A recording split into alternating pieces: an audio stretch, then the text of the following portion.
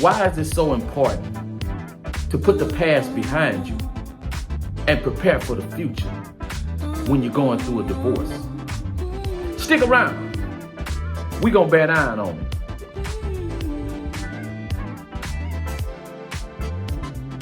I just wanna tell you how I feel. I just wanna keep it honest. Guys, it's easy to sit there and indulge in the past, reminisce about the past, be angry about the past, be depressed about the past when you're going through a divorce. And see what that does, guys, is it take away from you preparing for the future. Because remember, you have a long road ahead of you. A long road ahead of you. And although you might feel like you was done wrong, you may ask yourself, why is this happening to me? You may still want to look at that person as a friend, as a wife, as somebody you can count on, somebody that had your best interest at heart. Somebody promised you that they would never leave you. And you trusted them. You became vulnerable and you trusted them. But guys, you're going to have to find a way to put that aside and remember that you in a war. You're in a war right now. And it's no time to be sitting around thinking about what was, what you had, what it used to be. Because trust me, she's preparing herself. And if you're sitting around doing that, guys, it's just going to take away from, it's going to take away from your ability to think, your ability to be logical, your ability to protect yourself. And guys, remember this, always be willing to work. I mean, even though you hurt, you know that, you put your all into the relationship and this person just walked out the door. Remember, at least try to work with the other party. Don't go in with the mentality that you're going to try to hurt that person. You're going to try to do that person and make them feel the way you feel. Show them how it feels. Because, guys, no matter what you do to them, and that's why I tell you, revenge is not the best route to take. You should never be trying to get revenge. You should always protect yourself to keep somebody from doing something to you, to protect, to keep your ex-wife from doing something for you, or your current wife that you're divorcing from trying to ruin you. I'm not telling you to do that, not to do that. What I'm telling you is trying to get revenge. The reason why that's not the best thing to do is because you can never measure, no matter what you do. Let's just say if she cheated on you, now you finna go cheat on her. You can't measure how much it hurt her based on how you hurt. There's no measuring cup or no measuring stick that will tell you that she's feeling the same pain that you're feeling. Even though she might get upset, she might get angry, she might appear to be hurt, but it doesn't mean she's hurting as much as she hurt you. So that's why it's never good to go down the revenge path. It's never good.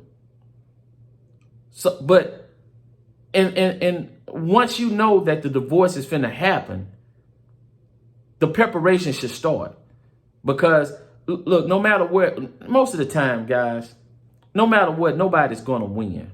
Now, your ex probably gonna call you, hang up in your face, do tedious stuff to try to aggravate you. But your most important thing that you need to fight for is seeing your children. It's being able to be in your child's lives. If you got children, then be in their lives, because that's your responsibility. Even if somebody don't want you to see your children, it's your responsibility to do everything you can to see them and to be in their lives some kind of way. Now, if it boils down to where there's no way you can see your children, then just go ahead on and send the money. And don't let it take you down. Don't let it ruin you. Don't let it get you emotional. Don't get caught up.